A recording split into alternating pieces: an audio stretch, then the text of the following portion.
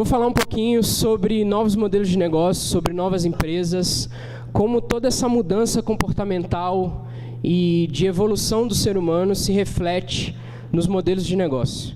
Primeira coisa que eu queria mostrar é isso aqui. O ranking das maiores empresas de capital aberto do mundo em 2006 e em 2016.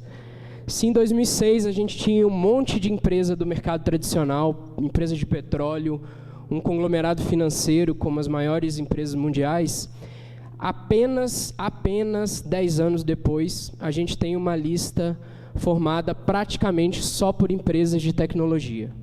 Ainda tem a Exxon lá no meio, mas está quase caindo dela também. E, de resto, essas empresas têm em comum também que muitas delas funcionam no modelo de plataforma, agregando gente que pode prestar um serviço, que pode resolver um problema real com os consumidores que querem isso. E as empresas precisam entender e operar nesse contexto de uma nova era tecnológica. A grande pergunta, a pergunta de $1 milhão é como faz? É o que todo mundo está tentando descobrir nesse momento. Algumas empresas estão se virando melhor nisso, outras menos.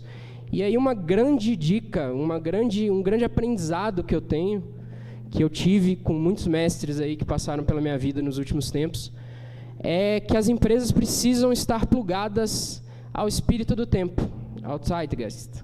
É uma palavra complicada para explicar uma coisa fácil. Eu tenho que estar plugado ao espírito do tempo, entender os pilares, os valores da minha época. E muitas vezes, quando a gente analisa empresas que caíram, que faliram, a gente vê que em algum momento da trajetória delas, elas se desconectaram com o espírito do tempo, ficaram fazendo a mesma coisa que garantiu o lucro delas por um período muito grande e não entenderam a mudança que estava acontecendo e por isso seu modelo de negócio ficou obsoleto. Como a gente faz para entender o Zeitgeist? Eu trouxe aqui um framework de um cara que chama Charles Handing, ele tem um livro chamado The Second Curve, que ele fala que a gente precisa observar os sinais fracos, o que está ali ainda imperceptível para muita gente, mas que vai representar o que vai ser padrão, o que vai ser mainstream amanhã. E tem que estar disposto a analisar que o que é padrão hoje, que o que é mercado hoje, mainstream hoje, vai ser resquício amanhã. Então, analisar a mudança que está acontecendo abaixo da superfície é um ponto importante para todas as empresas. E aí eu trouxe algumas coisas que estão acontecendo, uma visão um pouco de que algumas pessoas estão verificando, estudando e sentindo isso na prática, que a gente está vivendo uma mudança nos padrões de consumo. A forma como as pessoas consomem está mudando. E isso é perceptível em várias coisas, muita gente está estudando e está dando nome a isso. Esse consumismo clássico, desenfreado, de uma Black Friday, onde um pisa em cima do outro e a criancinha cai no chão, a mãe deixa a criancinha cair no chão para pegar o iPhone novo, está sendo, pouco a pouco, ali abaixo da superfície, tem outras coisas acontecendo. A primeira delas é a economia do acesso. Se a gente perceber, diversos modelos de negócio te vendem acesso ao invés de posse, ou te fornecem acesso em vez de posse. E esse exemplo da furadeira é clássico, uma furadeira tem, sei lá, menos de 1% de vida útil, e eu preciso ter acesso a um furo, e não ter uma furadeira em casa. Então, se a gente pegar Uber, Airbnb, uma série de empresas funcionam nesse modelo de plataforma, em que eu conecto os dois pontos da cadeia de consumo. A outra questão é isso aqui, é um estudo da Box 1824, que é uma empresa de tendências muito irada que tem no Brasil, que fala um pouco da forma de consumir, que há uma camada da sociedade, gerações mais novas e mais velhas, que repensa a sua forma de consumir. Ao tomar uma decisão de consumo, pensa se aquilo faz sentido, se a empresa que produz aquilo tem práticas éticas, se a cadeia de valor é ética, se eu estou fazendo algum mal a consumir aquilo. Talvez a radicalização disso, tem esse documentário no Netflix, é muito maneiro, quem não viu ainda, veja, seja o pessoal que começa a questionar formas diferentes de viver com só aquilo que eu preciso. Então, de fato, eu preciso consumir, até que ponto eu preciso consumir tanta coisa, muitas vezes para satisfazer uma ansiedade e não resolver uma necessidade real da minha vida. E tem um bocado de gente tentando viver com menos, e não é pregar a pobreza extrema, mas é consumir apenas aquilo que faz sentido. Os padrões de classificação dos consumidores estão mudando. Eu senti na pele no último ano. Assim, a gente fez um projeto que inicialmente começava com classificações demográficas e quando a gente foi para a rua falar com o consumidor, a gente viu que os hábitos não faziam parte das escalas tradicionais de idade, classe social e tal. E sim a comportamento, a forma de viver. Tinha uns velhinhos no grupo, o Marcelão está em algum lugar, participou desse lab também, que os caras eram muito mais digitais do que a galera mais nova. Tipo, comprava supermercado, cortava o cabelo, fazia unha, tudo de forma digital. Então, não faz sentido, por exemplo, a gente falar de nativos digitais. A gente lá no projeto passou a chamar de habitantes digitais, por exemplo, porque não fazia sentido atribuir isso só às gerações mais novas, por exemplo. E daí, se o consumo está mudando, a nossa forma de trabalhar e de produzir também muda. Daí eu trouxe alguns novos conceitos de empresa que talvez façam mais sentido para lidar com essa nova forma de se consumir. A primeira coisa que eu queria falar é do capitalismo consciente, que mais do que existia alguns anos atrás, de empresas terem um braço de sustentabilidade, fazerem o seu negócio e terem um braço de sustentabilidade que faz alguma coisa que faça bem para o meio ambiente, ou para a sociedade, ou para o ecossistema que eles estão envolvidos, a empresa coloca no core business, no centro do negócio, o seu impacto positivo, as suas externalidades positivas. Então, o meu business é montado gerando uma externalidade positiva. E empresas como a Tons, que a cada sapato vendido, um é doado. A Reserva, que a cada venda doa 5 pratos de comida. E o Whole Foods, que tem toda uma preocupação com fornecedores locais, pequenos, que tenham práticas de trabalho legais, que façam bem para a sociedade, para a comunidade local, praticam o que a gente chama de capitalismo consciente com base nesses pilares. Eu tenho um propósito elevado, eu tenho uma cultura de gestão consciente que traz para a empresa valores que eu quero para a minha vida pessoal. Então, se eu quero carinho, respeito, amor na minha vida pessoal, por que na empresa tem que ser tudo diferente disso? Por quê? Então, não tá colando mais a forma industrial de fazer negócios, de tratar funcionário de forma linear e operacional, como as empresas da era industrial. E essas empresas tentam resolver isso de outra forma, com líderes que são, na verdade, guardiões desse propósito, são facilitadores da parada e não os chefes da cadeia de comando e controle. E também a questão da integração de todos os públicos de relacionamento da empresa. Não faz sentido eu ter práticas legais, eu ter práticas positivas e trabalhar com fornecedores que não têm, trabalhar com mercados que não têm. Não faz o menor sentido. Então, isso tem que valer para toda a minha cadeia produtiva.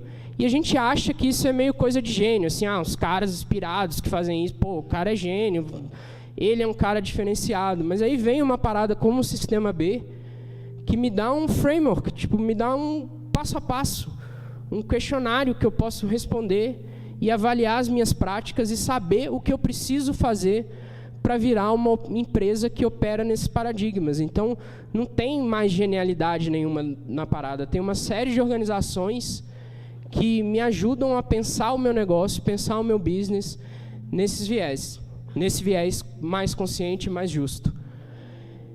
Outro quesito fundamental dessas novas empresas é um grau de transparência radical. Assim, não faz mais sentido aqueles conceitos de segredo industrial, de não dividir as minhas práticas com um cara que eu considero concorrente, mas que, na verdade, pode ser meu colaborador para fazer o mercado como um todo crescer, para evoluir os modelos de negócio. E empresas como a Tesla, o Elon Musk já foi citado aqui diversas vezes, a SpaceX, que foi citada, começou sem nenhum tipo de patente, e a Tesla, que talvez seja a empresa que está mudando o principal pilar da sociedade industrial, que é a indústria de óleo e gás, e a montadora mais inovadora do mundo, é uma empresa de tecnologia hoje, e ela em 2014 tomou a decisão de abrir todas as patentes. Tipo, se eu quiser fazer um Tesla, eu posso ir lá e copiar as patentes. A Perestroika, que já foi citada algumas vezes, a galera está ali, eu já vi a galera, Dari, o Carolzinha, trabalha com um negócio irado. Na primeira aula, eles abrem os custos do curso. Tipo, eu sei o que eu estou pagando ao fazer um curso na Perestroika. E isso, ao contrário de ser uma coisa ruim, gera um impacto positivo no sentido de que, legal, isso é justo. eu estou pagando por uma coisa justa, as pessoas estão sendo bem remuneradas, e ajuda a propagar essas práticas de alguma forma.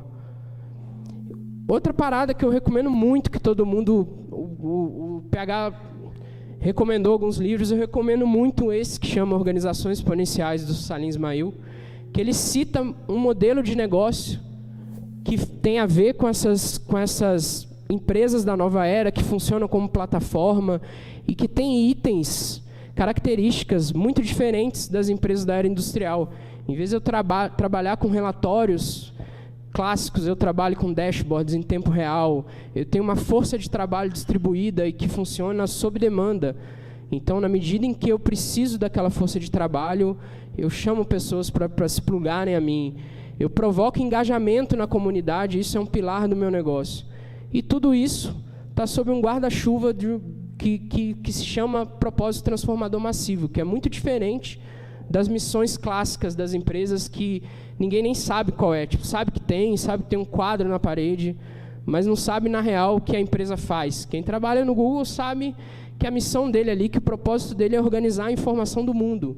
Cara, isso é muito mais forte do que uma missão tradicional de somos os melhores fornecedores para os nossos consumidores, queremos gerar lucros, que ninguém sabe qual é.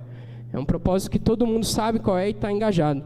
E talvez a maior disrupção nesse sentido seja o blockchain, que é a infraestrutura do Bitcoin e que está sendo usada para diversas outras coisas agora, para contratos inteligentes, em que eu posso, na verdade, transacionar qualquer coisa com qualquer outra pessoa de forma distribuída. Essa transação dispensa o ente centralizador.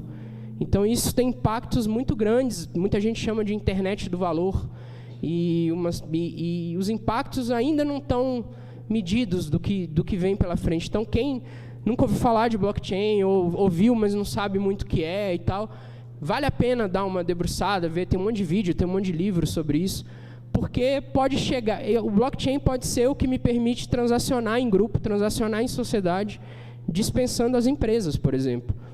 E isso é grande, e isso certamente vai ter um impacto grande na sociedade.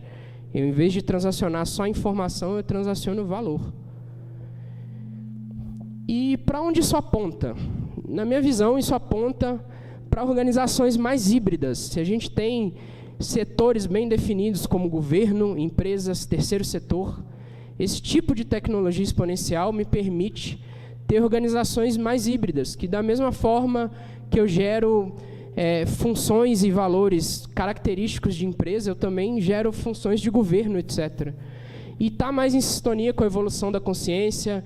As empresas podem ser avaliadas por outros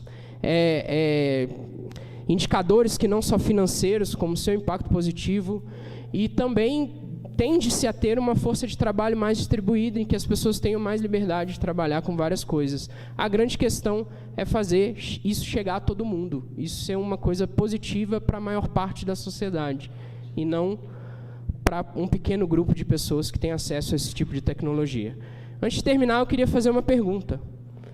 Tudo isso aponta para um caminho que já foi falado aqui, que é de propósito, de ter uma atuação no mundo mais ligada ao nosso sentimento, ao nosso propósito que a gente veio fazer aqui na vida. E eu queria... Quem serão os bilionários do século XXI? Tem um cara que chama Jason Silva, que já foi citado algumas vezes aqui, que em uma das coisas, um dos vídeos dele, ele é filósofo, futurista, e é creator de vídeos na internet, faz um monte de coisa, e ele fala que os bilionários do século XXI não vão ser aqueles que têm $1 bilhão na conta, e sim aqueles que têm a capacidade de impactar positivamente 1 bilhão de pessoas no planeta. E eu acho que isso faz muito mais sentido com o que a gente quer do mundo hoje em dia do que o que a gente queria alguns anos atrás. Então, essas tecnologias estão aí na mão de mais e mais gente. É muito mais fácil impactar 1 bilhão de pessoas hoje em dia. Vamos fazer jus a isso. Vamos usar esse poder que a gente tem na mão e, de fato, contribuir para fazer um mundo melhor. É isso. Obrigado, gente.